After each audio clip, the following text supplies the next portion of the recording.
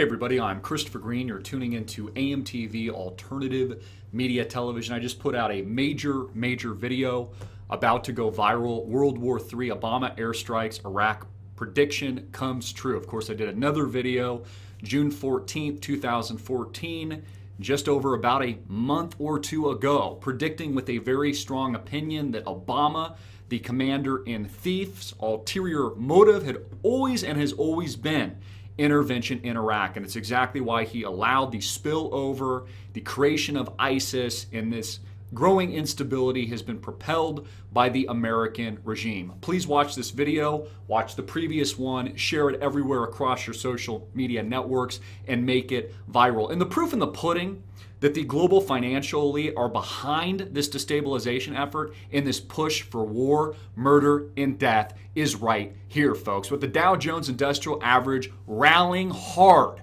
on airstrikes today because the global financial elite behind this have a profit motive behind war. This is known as the military-industrial complex here in the United States of America, and they don't like anything better but murder, war, and death. And airstrike after airstrike in Iraq. Wasn't it Iraq that Obama withdrew from? Yeah, wasn't that like his biggest claim to fame? And now he's bombing them.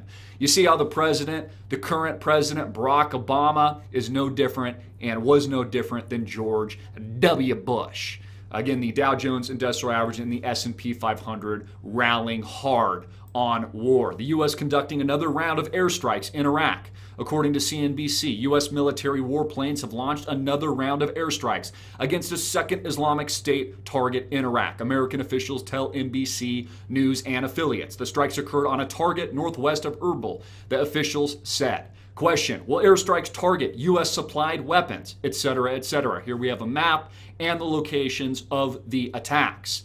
In the meantime, as the virus continues to spread, the U.S. government mainstream bullshit media manufactured scare tactic that has made up the, well, potential new strain that could also be airborne, but they're not going to tell you that. Ebola virus.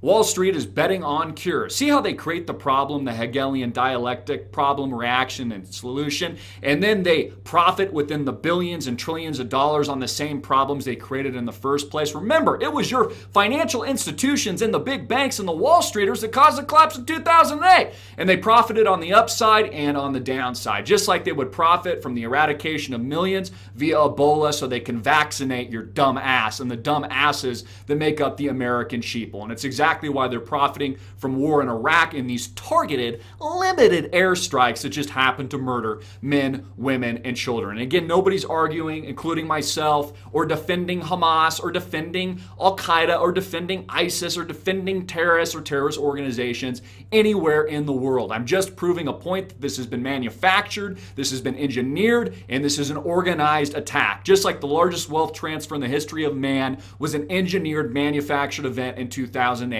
And we are living the repercussions and the reality of the next global conflagration right now. World War III, folks. All this breaking on the bullshit mainstream media, CNN, round 2 of the death spiral in the Middle East. You know, I say we declare peace. We proclaim peace instead of more war, but not according to this scumbag president who conducts his second airstrike within the past 24 hours in Iraq. U.S. jet fighters carrying out a second murderous round of airstrikes against ISIS. The boogeyman, you know, Osama bin Laden. Wasn't it that Obama killed Osama bin Laden and we no longer had to worry about terrorism, but now we suddenly, after supposedly, allegedly withdrawing troops, which he pats himself on the back for, and has been, you know, the title of his campaign here with his re-election, now bombing and doing the exact opposite of what he told the American people he would do. This president is a fearmonger, he is a warmonger, and he is a wolf in sheep's clothing. Who knows? He might be the very antichrist that makes up biblical prophecy. Israel carries out strikes on Gaza after rocket fire resumes.